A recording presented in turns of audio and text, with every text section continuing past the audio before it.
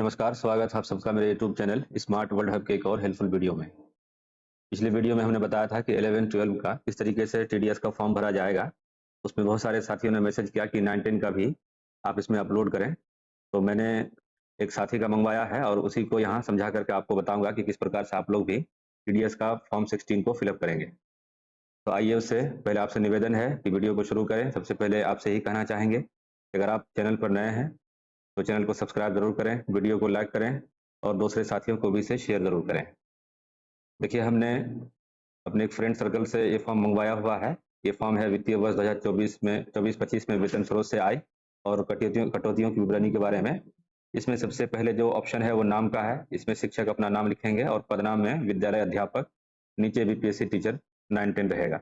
उसके बाद फिर यहाँ कार्यालय और विद्यालय का नाम में कार्यालय को आप काट देंगे, यहाँ कटा हुआ नहीं है। विद्यालय का नाम यहाँ उच्च विद्यालय जो भी आपका ये है विद्यालय का नाम है उसको आप मेंशन करेंगे।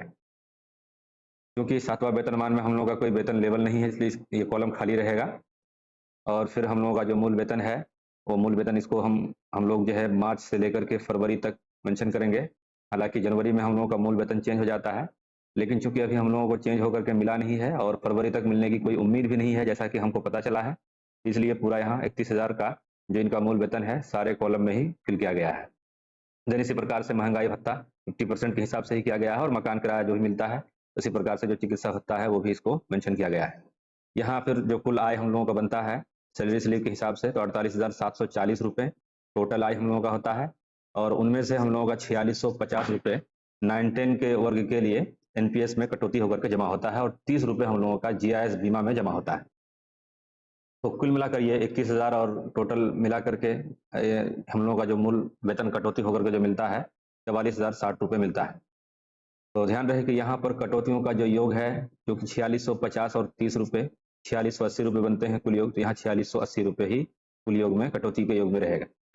अब एक ध्यान देने वाली बात है, इंपॉर्टेंट चीज़, कि बहुत सारे लोग पिछले वीडियो में मैसेज कर रहे थे कि जब सितंबर माह में हम लोगों का पेशा कर 2,000 रुपये कटा है तो ये भी तो कटौती में है, तो क्यों कटौती के योग में इसे नहीं जोड़ा गया है, क्यों उसको शामिल नहीं किया गया है। आपको बता दूं कि यहाँ जो 4680 रुपये का जो मेंशन है ये कट करके ये हम ही लोगों के पास एक तरीके से जमा है, यानी 4650 रुपये में भी एनपीएस में जमा है और एनपीएस का पैसा वो हम ही लोगों का है। और फिर जो जीआईएस में 30 रुपये जमा होता है ग्रुप बीमा में, तो वो भी एक तरीके से हम ही लोगों के पास जमा रहता है। लेकिन ये जो पेशा कर है ये हम लोगों के पास जमा नहीं है और ये सरकार के खाते में चला जाता है, हम लोगों के पास जमा नहीं रहता है। और दूसरी बात ये है, क्योंकि ये हम लोगों का ही रुपया है, ये भी एक तरीके से हम लोगों की आमदनी है, गर्चे अभी ना मिले बाद में मिले। और आप इसको मेंशन कर रहे हैं इसमें मैं आपको दिखा रहा हूँ एग्जाम्पल में कि वही चीज़ देखिए कि टोटल हम लोगों को 56,160 रुपये ये डिडक्शन हो रहा है, उसमें से कट रहा है हम लोगों की सैलरी में से। जाहिर सी बात है कि हम लोगों का टोटल इसमें 48,000 कुछ है, लेकिन कट करके हम लोगों को मिलता है 44,000, तो उतना तो माइनस कहाँ से होगा, तो यही सब माइनस हो रहा है। तो चूंकि ये हम लोगों का कट रहा है, कट के जा रहा है, तो इसलिए ये यहाँ जो योग बनेगा बस पेंशन में जो कटौती होता है और जो जीआईएस बीमा में कटौती होता है उसी का यहाँ योग होगा। ये 2,000 का अलग से ही यहाँ नीचे आएगा, इसके साथ ऐड नहीं होगा।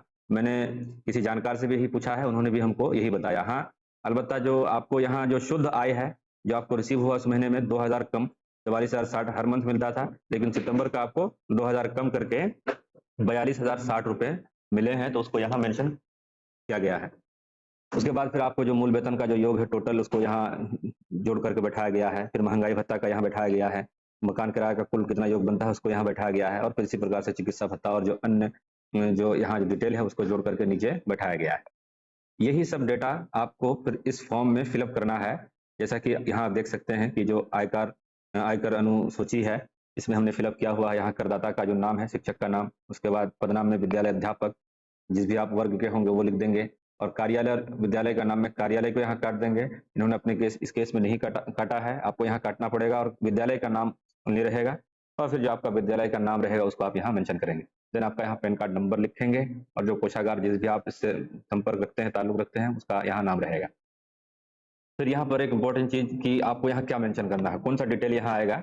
तो यहाँ आप ही का डिटेल जो आपने इस फॉर्म में फिलअप किया हुआ है यही सब डेटा इस फॉर्म में भी आएगा। यहाँ पूछ रहा है कि दिनांक 1/3/2024 से 28/2/2025 तक आपको कुल कितना मूल वेतन रिसीव हुआ, तो हमने यहाँ दिया है कि 3,72,000 रुपये।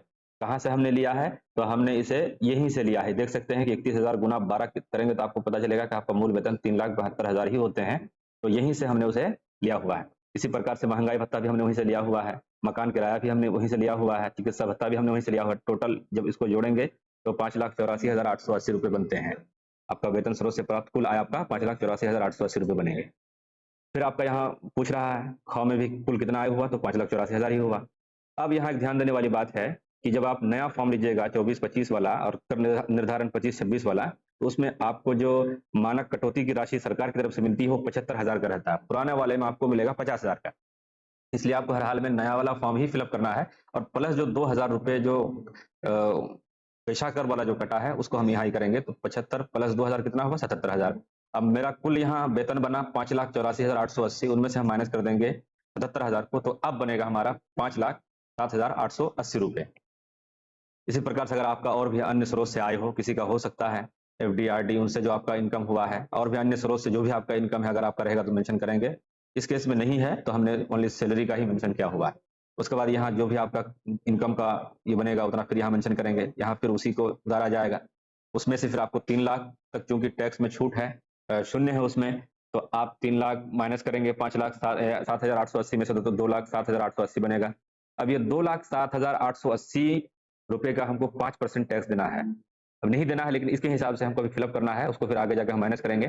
तो 2,07,880 का जब 5% हम लोग इसका कर देंगे तो उसका बनेगा 10,394 रुपये। ये नील ही रहेगा। फिर यहाँ कुल योग जो बनेगा 10,394, ये सामने जो हम लोगों का पूरा वेतन बच के ये हो रहा है 77,000 माइनस करके, तो 5,07,880, और फिर ये 10,394 यहाँ से ये उठ के आ जाएगा, और 25,000 फिर यहाँ से माइनस होगा। या अधिकतम अगर 7 लाख तक की जो हम लोगों की छूट है, तो गोया 10,394 जो हमको लग रहा था, फिर 25,000 हमको और रिबेट मिल गया, तो गोया हम उस दायरे में नहीं आए कि जिसमें हमको टैक्स लगे। जब नहीं आए तो फिर हमको इस सब में कुल जो देकर है, तो हम चूंकि दे नहीं रहे हैं, यानी 10,394 हमको लग रहा था, लेकिन 25,000 की फिर छूट मिल गई, तो अब हमको कुछ नहीं लग रहा है, इसलिए यहाँ नील तीनों कॉलम में हम फिल कर देंगे, और यहाँ आपका सिग्नेचर रहेगा।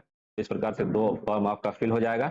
और तीसरा फॉर्म जो फॉर्म 16 के नाम से हम लोग जानते हैं इसको, देख सकते हैं फॉर्म नंबर 16 टीडीएस का। इसमें 2 पार्ट है। पार्ट ए में मान लीजिए जिस भी आप जिला से बिलोंग करते होंगे उस जिला का नाम यहाँ लिखा रहेगा।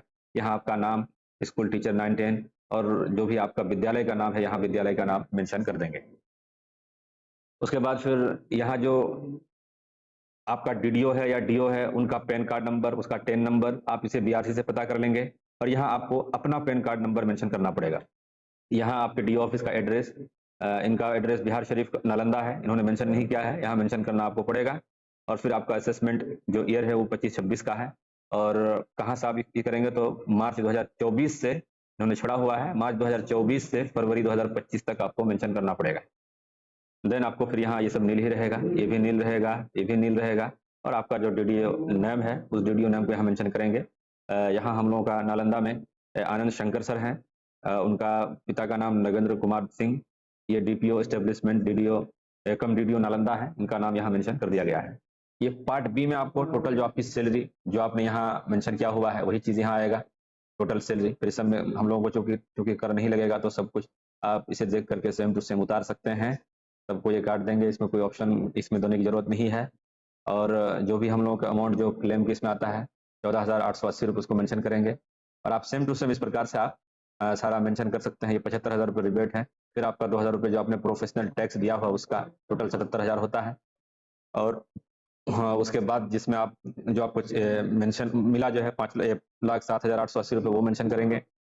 देन फिर आपको यहाँ ग्रोस टोटल जो सैलरी आपको इनकम हुआ सारा काट छाट करके उसको यहाँ मेंशन किया जाएगा। और फिर आपका जो डिडक्शन होगा एनपीएस और जीआईएस मिला करके उसको यहाँ मेंशन करेंगे। ये सब कॉलम काट देंगे, जैसा यहाँ भरा हुआ आप सेम टू सेम इसको भर दें। अगर आपका कोई अन्य भत्ता या कोई दूसरे स्रोत से आय नहीं है तो फिर वही चीज़ जो आपका डिडक्शन हुआ है उसको मेंशन करेंगे। उस पर चूंकि अब हम लोग अभी हम लोगों का कर नहीं लगेगा तो उसको नील ही रहेगा। और टोटल जो इनकम है फिर यहाँ इसको मेंशन करेंगे। इसी प्रकार से टोटल इनकम टैक्स जो हम लोगों को बना था 10,394 उसको मेंशन करेंगे। फिर 25,000 की छूट, तो जब टैक्स लग रहा था 10,394 और फिर 25,000 की छूट मिल गई, तो गोया हम लोगों को अब टैक्स देने की कोई जरूरत नहीं है, इसलिए इसको सारे कॉलम में नील नील फाइल कर देंगे। और फिर डीडीओ का नाम, उनका फादर्स नेम, और जिस भी डिस्ट्रिक्ट से बिलोंग करते हैं वहाँ नाम लिख देंगे। तो इस प्रकार से हम लोग जो है कि फॉर्म को फिलअप कर सकते हैं। उम्मीद कि आपको वीडियो अच्छा लगा होगा। अगर वीडियो अच्छा लगे तो वीडियो को लाइक, चैनल को सब्सक्राइब जरूर करें, और दूसरे साथियों को भी इसे शेयर जरूर करें। ताकि वो भी इससे फ़ायदा उठा सकें। मिलते हैं अगली वीडियो में, तब तक के लिए धन्यवाद।